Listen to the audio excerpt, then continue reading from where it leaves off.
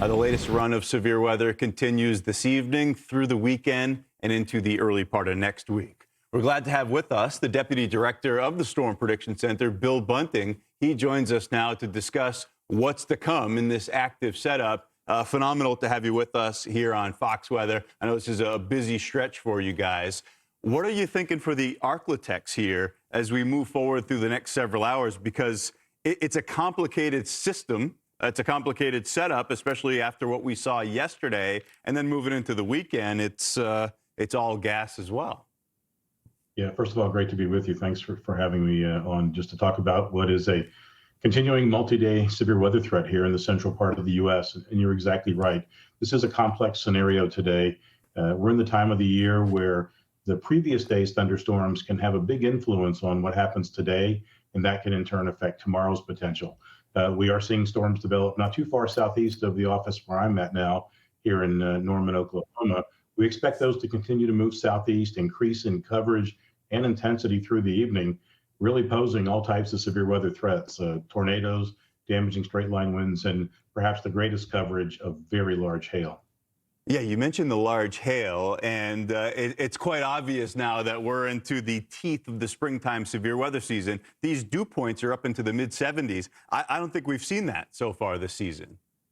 No, it is. You're exactly right. And one of the reasons why this is such a dangerous stretch is because the warm sector, that part of the atmosphere that is most favorable for severe storms, isn't moving much. And so day after day, you get continued heating during the afternoon. You get a continuous flow of moisture up from the Gulf. And so really what it's doing is just making each day prime for severe storm development. And the main challenge meteorologically is to forecast, as I mentioned, the effects of previous storms on the current potential. But the ingredients are in place, and unfortunately, they're going to remain in place for a few more days. Yeah, hey, you got a tough job. I know it's our best and brightest severe weather minds there at the Storm Prediction Center. But like you just outlined, you're making a forecast without certainty of how the short term is going to play out, and that affects that forecast moving forward. And I know earlier this afternoon, because of that, you make these tweaks. You up the tornadic threat for tomorrow. What went into that decision?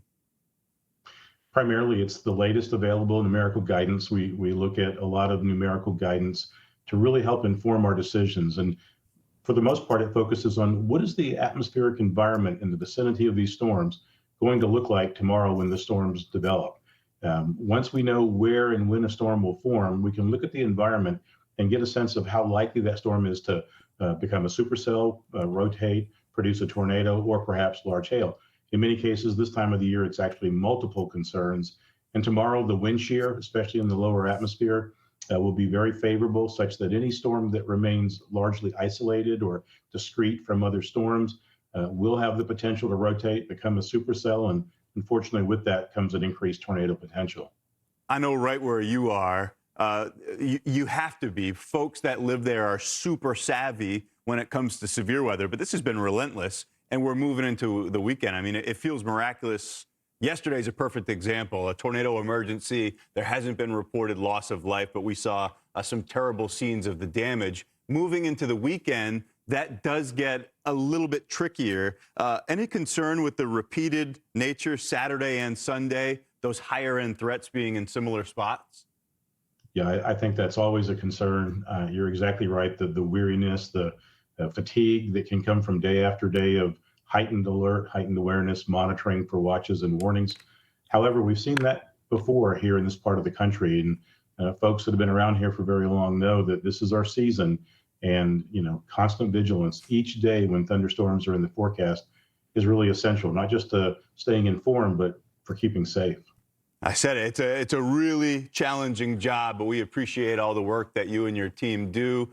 Best wishes moving through a busy weekend. That's the Deputy Director of the Storm Prediction Center, Bill Bunting. Thanks for being here on Fox Weather Now. Thanks, Ian.